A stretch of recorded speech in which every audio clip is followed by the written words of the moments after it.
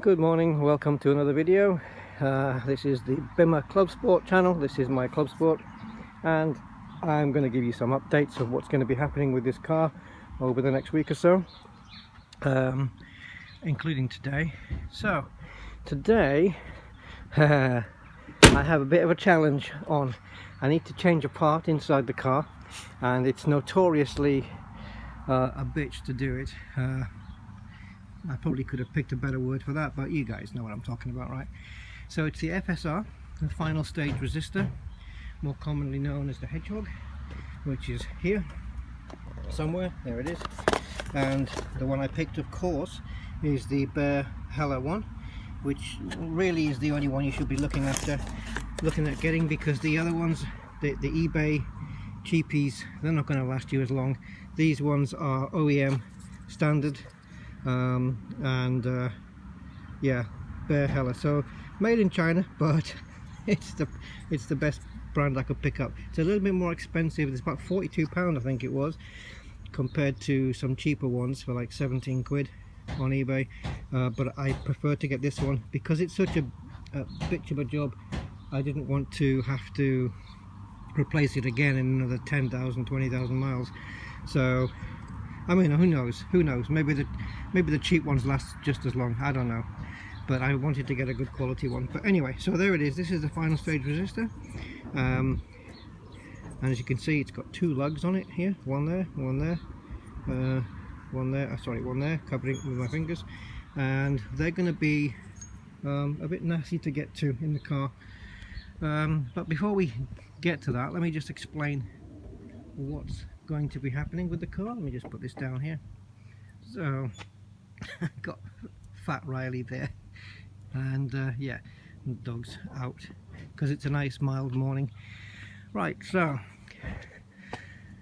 I've already received the new cabin pollen filter. It's called a cabin filter, but it does actually go on the outside of the car. It's going to stretch across the back of the engine bay here. So a new cabin filter has been bought. I have a new oil filter, which is Bilstein, because of course that's the one I'm going to pick because it's a better make, and yeah, it's just the one I wanted. It's the one I've already got in here. An air filter, I have currently a Piper Cross in here, but I'm changing it. I don't know if it's an upgrade or a side grade, but I've now got the K&N air filter, which, as you know, is guaranteed by K&N for 1,000,000 miles, in other words, lifetime. You never need to really change it again unless you get some weird set of circumstances, but you shouldn't need to change it. They can be reused, rewashed, same as the Piper Cross, I think. But I just wanted to change from the Piper Cross to the K&N to see if there was any difference. Even if it's noticeable, which probably will not be. And of course, I've got some oil, or will have it. I've ordered it on from the Castrol website, so I've ordered some Castrol Edge 040. Currently in here is Mobil 1 Super 3000 XE, I think it is, which is 5W30. But as you know from the oil cap, BMW recommends Castrol, so I'm going to put Castrol 0W40, which is what they recommend on their website. That's their first recommendation, 0W40, so we're going to go with that. And I've got two 4-litre, I don't know what you would call them, cartons, jugs, not jugs, yeah. Bottles, yeah, bottles I suppose. Yeah, I've got two 4-litre bottles coming, which is going to total 8 litres. From empty, the car will take 6.5, I think, so you've got to be careful. But I've just put a 4.5 litres of oil in here like a week ago, but I don't care, it's all going to get flushed out. Yeah. Also underneath, while I'm doing that, I'm going to be replacing the oil temperature sensor, because I am getting that issue where when you start the car, for the first few seconds you get the orange oil light coming on the dashboard. I've had that for a while now, so it's time to change it. I've already got the part. So the only thing I don't have here at the moment is the oil, which is probably going to come either today or tomorrow. But I'm going to have to wait for another day or so, because I've already, in order to do this job, I've already ordered a new trolley jack. We've got a couple of trolley jacks here, but they're just, one of them can just fit under to get to the standard jacking point. It can just about fit underneath. So what I've done is I've ordered a low profile jack, which is really it's really like low down, but it's low all the way in for quite a distance before it goes up, so that means it can slide under the car, and the intention then is to have it slide under enough to get to the chassis frame, jack it up on that, and then put a couple of axle stands on the jacking points, and that will keep the front of the car in the air.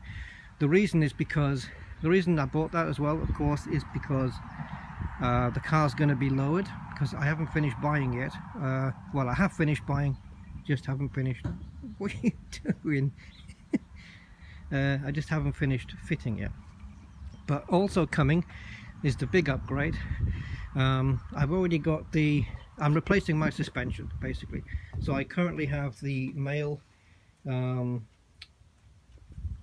front control arms, the wishbone, I think, yeah, the front control arms, because earlier in the year I went over a big pothole which blew this tire out.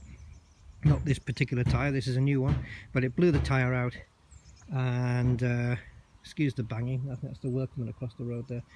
Yeah, I replaced the tire, but it also didn't do any good for my ball joint. So the ball joint's all rattly, and yeah, it's just rattly when you're going over bumps now, and you can feel it. So the thing is, with these control arms that's on there right now, you have to replace the whole thing. You can't just replace the bearings. With the ball joints. I'm gonna say bearings by mistake, so you'll know what I mean. When I say bearings, I mean ball joints.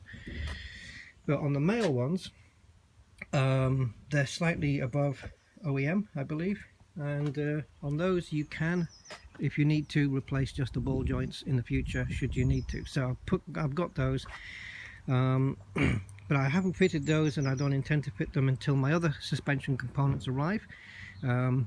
They've been getting built in Germany, and I'm having them shipped from the Netherlands. But Bilstein, or Bilstein, whichever you pronounce, I think it's Bilstein.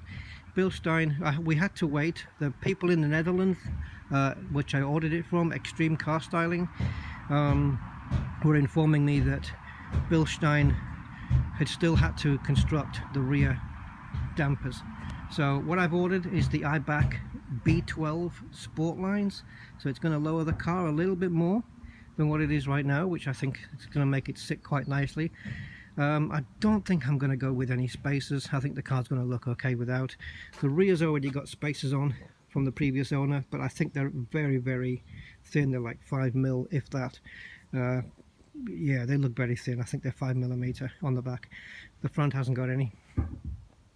But the downside to having spacers on the back, of course, is you need longer bolts, which of course this has got.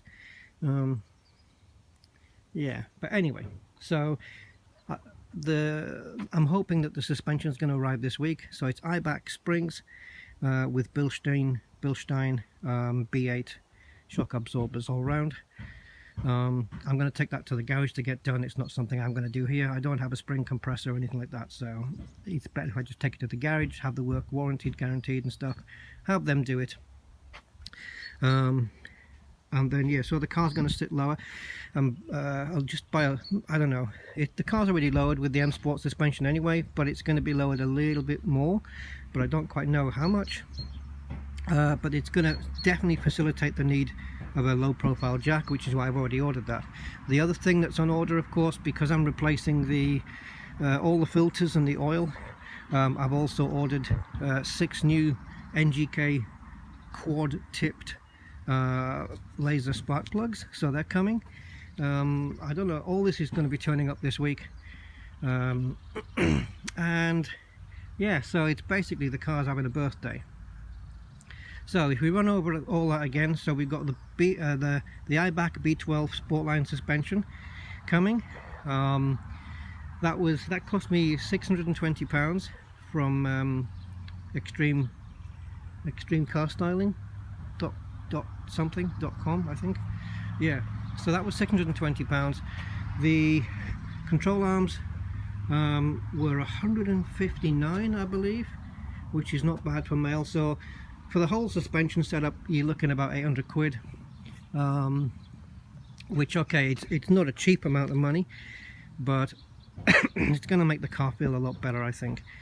I mean, apart from that rattle, the car feels okay. It's just that the suspension on here, I believe, is standard originals, possibly. But either way, I don't like taking it down potholes and country roads. It doesn't ride very well. So I'm hoping that this new suspension, although it's going to get firm, I'm hoping it's going to give me a better ride. Well, once that suspension's getting fitted, and once it has been fitted and I've taken it out for a test drive, I will video it and I will report and let you guys know what I think of it. Okay, so if we run over it, so I've got the B12 Sportlines coming, the control arms are going on as well. The rear bushes, they're brand new, they're only a few months old, so they don't need changing. We've got all the we've got the air filter, cabin filter, oil filter. I haven't got a new fuel filter. Maybe I could have got a fuel filter, I don't know. But that's right under there, so I don't know. What on earth is going on up there? Maybe someone's been kidnapped. So yeah, and then of course the oil temp sensor, which is going to go underneath, which I'll do when I drain the oil out. Also the hedgehog, which is going to go in today, unless I break my neck trying to do it. I've got a feeling that's going to be a right bugger to do it. And then the only thing that's outstanding I'm going to need sorting out after all this is done is that from a cold start, the car somewhere in this area has a ticking sound. I don't know if it's the Vanos or if it's not the Diesel. I've been listening to the Diesel valve. It's not that, it's fine. So somewhere here it goes, it tick tick tick tick tick tick tick for a few seconds after your cold start, and then it stops, and it doesn't do it again until the next cold start. So I need to sort that out. Don't think it's anything major. Might be Vanos, might be something else. Worst case scenario on this, I may have to take off the rocker cover. Well, not me, a mechanic will take off the rocker cover and have a look at the springs and the valve guides and all that stuff, and make sure none of those are sticking, and see if